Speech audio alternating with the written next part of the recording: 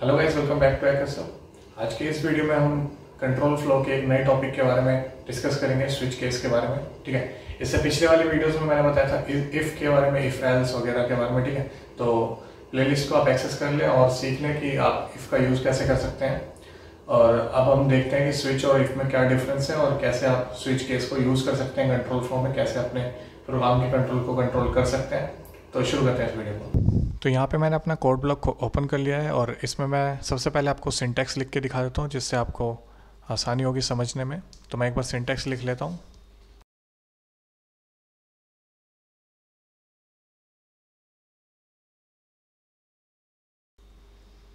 ठीक है, इतना बहुत है।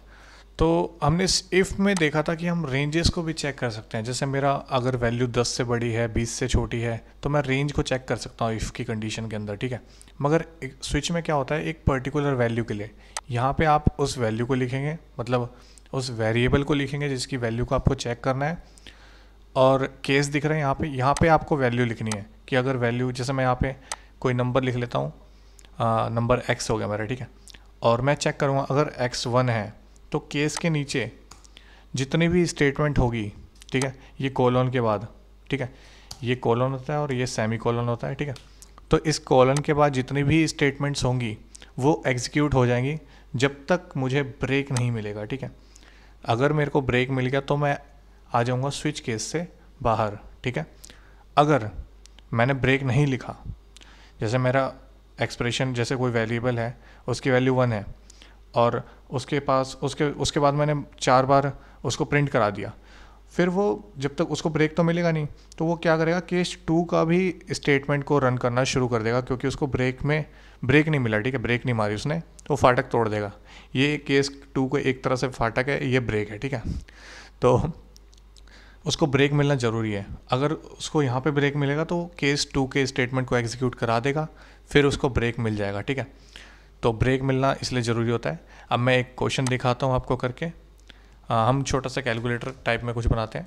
यहाँ पे मैं इंट x ले लेता हूँ, x और y दो ऑपरेंड्स ले लेता हूँ, और मैं एक ले लेता हूँ कैर में c। ठीक है, और मैं चाहता हूँ कि यूज़र इनपुट करे कि मेरे को क्या करना है। ठीक है, तो मैं यूज़र को बोलता हूँ कि भाई मेरे को बता क्या क्या करना क्या है, मेरे को प्लस या मल्टीप्लाई इन दो ऑपरेंड्स के ऊपर, x और y के ऊपर। तो मैं यूज़र को बोलूँगा printf, और आपको पता है कंट्रोल, जब मेरे को करेक्टर को आउटपुट करवाना है या फिर करेक्टर का सीन करा, मतलब यूज़र से लेना है, तो फिर हम यूज़ करते हैं परसेंटेज c का करेक्टर है। ठीक है, d होता है इंटीजर के लिए। तो मैं यहाँ बोलूँगा सिंपली, यहाँ तो बस मैं नोटिफाई करूँगा एंटर दी प्लस और माइनस, ये मल्टीप्लाई ले लेते हैं। ठीक है, और इतना बहुत है इस लाइन के लिए। यहाँ पे मैं कराऊंगा यूज़र से, क्योंकि मैं इनपुट लूँगा, तो मैं इनपुट के लिए यूज़ करता हूँ स्कैनफ, और डबल कोट्स के अंदर मैं लिखूँगा परसेंटेज c। जो भी मेरा वैल्यू यूज़र डाल रहा है उसको मैं सेव करूँगा उसके c के एड्रेस के अंदर। ठीक है, क्योंकि c मेरा करेक्टर का टाइप का है, और जो यूज़र इनपुट करेगा प्लस या माइनस वो भी करेक्टर के ही टाइप का होगा। ये प्लस जो है ये इंटीजर टाइप का नहीं है, ठीक है, या फ्लोट टाइप का नहीं है, ये करेक्टर है सिंपली। तो मैं इसको स्टोर करूँगा करेक्टर के अंदर। ठीक है, अब मैं क्या करूँगा, स्विच का एक केस बनाऊँगा, और एक और काम कर लेते हैं ना हम, या फिर मैं यहीं पे इनिशियलाइज़ कर देता हूँ इसको, 3 ले लेता हूँ और 4 ले लेता हूँ। आप यूज़र से भी इनपुट करा सकते हैं, प्रोग्राम थोड़ा लंबा हो जाएगा। मैं शॉर्ट में कोशिश कर रहा हूँ इसको समझाऊँ मैं।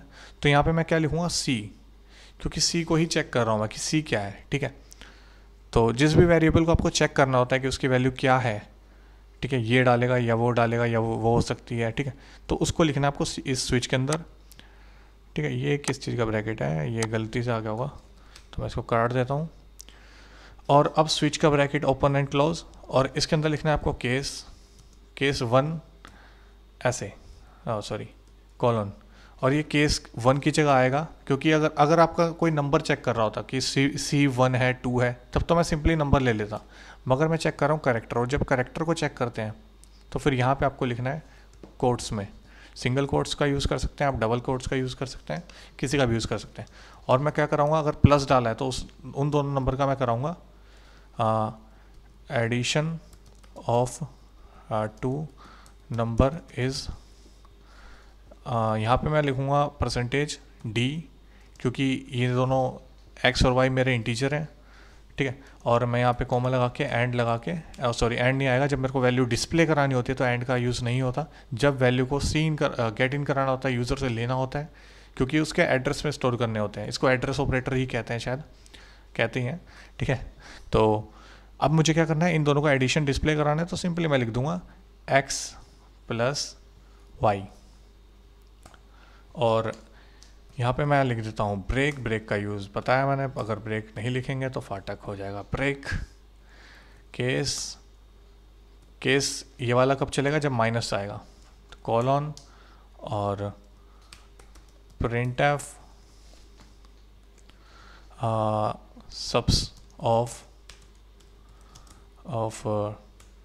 टू नंबर इज़, यहाँ पे परसेंटेज टी क्योंकि इंटीजर टाइप का है, कॉमा लगा के x माइनस वाई, ठीक है। और फिर से ब्रेक। और स्विच केस में एक और चीज़ होती है डिफ़ॉल्ट। डिफ़ॉल्ट का यूज़ नेसेसरी नहीं है, ऐसा नहीं है कि आप लिखना मस्ट है।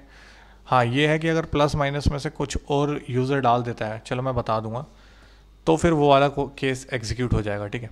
तो यहाँ पे मेरा ये प्रोग्राम शायद बन चुका है और इसमें कोई दिक्कत नहीं होनी चाहिए। मैं इसको एक बार एग्जीक्यूट करके देख लेता हूँ।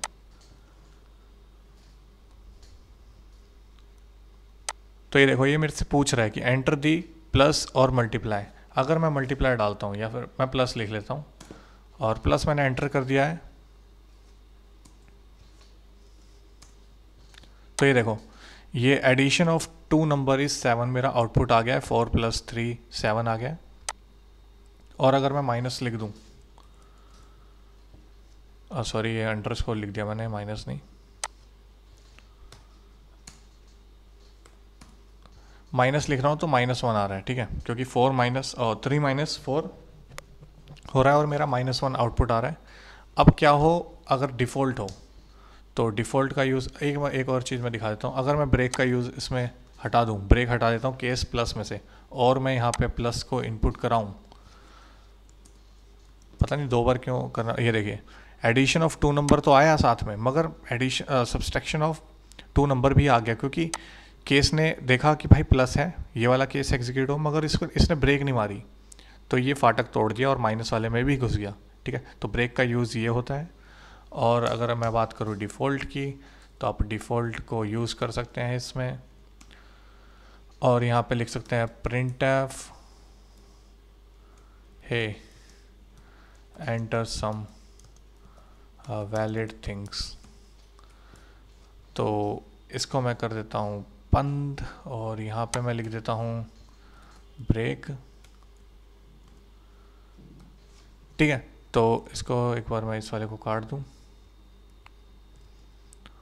और एग्जीक्यूट करते हैं इस कोड को। तो यहाँ पे आ रहा है एरर, क्योंकि यहाँ पे सेमी कोलन का यूज़ नहीं करा मैंने, कोलन लगाना है आपको, ठीक है। और एग्जीक्यूट करते हैं इसको। अब मैं कुछ और इनपुट डाल देता हूँ, 2 डाल देता हूँ, 3 डाल देता हूँ। ये देखिए, हे एंटर वैलिड सम और हे एंटर सम वैलिड थिंग, क्योंकि भाई मेरे को सिर्फ प्लस और माइनस ही डालना है, और प्रोग्राम मेरा बोल भी रहा है ये कि प्लस या माइनस डालो। ये देखो, एंटर प्लस और माइनस, और यूज़र ने कुछ और डाल दिया तो वो बोल रहा है हे एंटर सम वैलिड थिंग।